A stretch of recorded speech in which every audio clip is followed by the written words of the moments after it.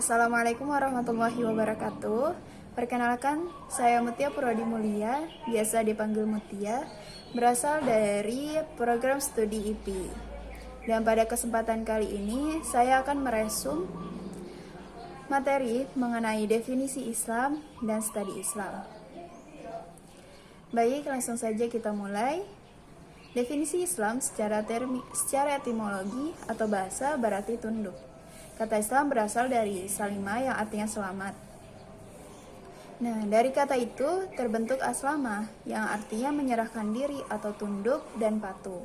Sebagaimana firman Allah Subhanahu wa taala yang artinya, bahkan barang siapa aslama atau berserah diri kepada Allah sedang ia berbuat kebaikan, maka baginya pahala di sisi Tuhannya dan tidak ada kekhawatiran terhadap mereka dan tidak pula bersedih hati. Quran Surah Al-Baqarah ayat 112. Definisi Islam secara terminologis atau istilah adalah agama wahyu berintikan tauhid atau keesaan Tuhan yang diturunkan oleh Allah Subhanahu wa taala kepada Nabi Muhammad SAW sebagai utusannya yang terakhir dan berlaku bagi seluruh manusia dimanapun dan kapanpun. Yang ajarannya meliputi seluruh aspek kehidupan manusia. Nah, berikutnya saya akan menjelaskan mengenai definisi studi Islam.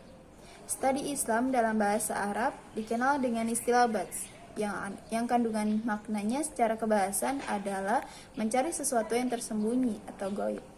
Karena sesuatu yang tersembunyi dari akal manusia juga susah untuk digambarkan dalam benak atau persepsi, apalagi mewujudkannya dalam dunia nyata atau realitas yang dapat dijangkau oleh indera, terutama yang sifatnya benda-benda maknawi seperti keberanian dan kejujuran. Hal yang bisa dilakukan dalam kondisi seperti ini hanyalah berusaha mengetahui sebanyak mungkin karakteristiknya, hingga mencapai hakikatnya secara utuh dan menyeluruh, melalui serangkaian langkah-langkah metodologis dengan beragam prosedur yang berstandar ilmiah. Studi Islam secara makna majmuknya bisa dijelaskan melalui 3 bidang kajian, sebagaimana yang telah dijelaskan oleh Dr. Sahrodi Jamali. Yang pertama itu adalah studi Islam berdasarkan pada proses transmisi ajaran Islam dari generasi ke generasi.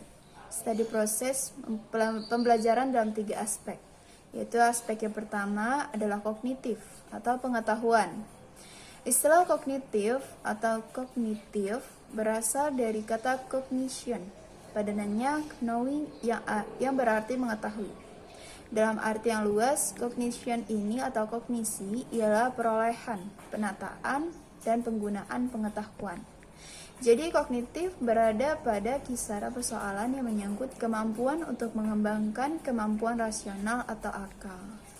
Kognitif sebagai salah satu ranah dalam taksonomi pendidikan secara umum diartikan sebagai potensi intelektual yang terdiri dari tahapan pengetahuan atau knowledge, pemahaman atau comprehension, penerapan atau application, analisis, sintesis, dan evaluasi.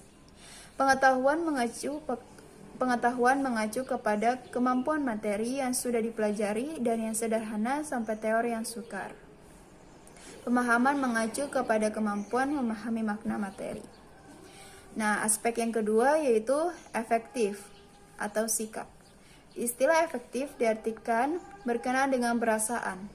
Ranah efektif adalah ranah yang berkaitan dengan sikap dan nilai, mencakup watak perilaku seperti perasaan, minat, sikap, emosi, dan nilai. Ia merujuk kepada suatu perasaan dan pikiran yang khas, suatu keadaan biologis dan psikologis, dan serangkaian kecenderungan untuk bertindak. Sementara itu, Chaplin mendefinisikan aspek efektif sebagai suatu perubahan perilaku yang disadari oleh individu yang sifatnya mendalam. Aspek ketiga yaitu psikomotorik atau pengamalan. Kata psikomotorik diartikan sebagai hal yang berhubungan dengan aktivitas fisik yang berkaitan dengan proses mental dan psikologi. Aspek psikomotorik merupakan ranah yang berkaitan dengan skill atau kemampuan bertindak setelah seseorang menerima pengalaman belajar tertentu.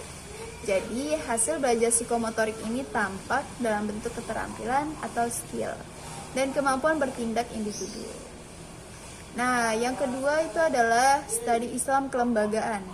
Secara kelembagaan, proses ini berlangsung di berbagai institusi, mulai dari keluarga, masyarakat, masjid, kutab, madrasah, pesantren, sampai dengan perguruan tinggi. Nah, yang ketiga itu adalah studi Islam kritis. Dalam kurung insider atau outsider. Nah, insider ini diartikan sebagai para mengkaji agama yang berasal dari agamanya sendiri. Nah, sedangkan outsider adalah para pengkaji agama yang bukan penganut agama yang bersangkutan. Studi Islam secara etimologis merupakan terjemahan dari bahasa Arab, yaitu dirosa Islamiyah. Sedangkan studi Islam di Barat dikenal dengan istilah Islamic Studies. Maka studi Islam secara harfiah adalah kajian mengenai hal-hal yang berkaitan dengan Islam. Nah, maka ini kan sangat umum, jadi perlu ada spesifikasi pengertian terminologis lagi tentang studi Islam dalam kajian yang sistematis dan terpadu. Dengan perkataan lain, studi Islam adalah usaha sadar dan sistematis untuk mengetahui dan memahami serta membahas secara mendalam tentang seluk-beluk atau hal-hal yang berhubungan dengan agama Islam, baik berhubungan dengan ajaran, sejarah, maupun praktik-praktik pelaksanaannya secara nyata dalam kehidupan sehari-hari sepanjang sejarahnya. Studi Islam diarahkan pada kajian keislaman yang mengarah pada 3 hal. Nah, yang pertama, Islam yang bermuara pada ketundukan atau berserah diri. Yang kedua, Islam dapat dimaknai yang mengarah pada keselamatan dunia dan akhirat. Sebab ajaran Islam pada hakikatnya membimbing manusia untuk berbuat kebajikan dan menjauhi semua larangan. Yang ketiga, Islam bermuara pada kedamaian.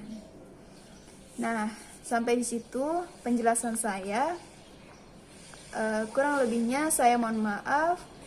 Sekian, terima kasih. Wassalamualaikum warahmatullahi wabarakatuh.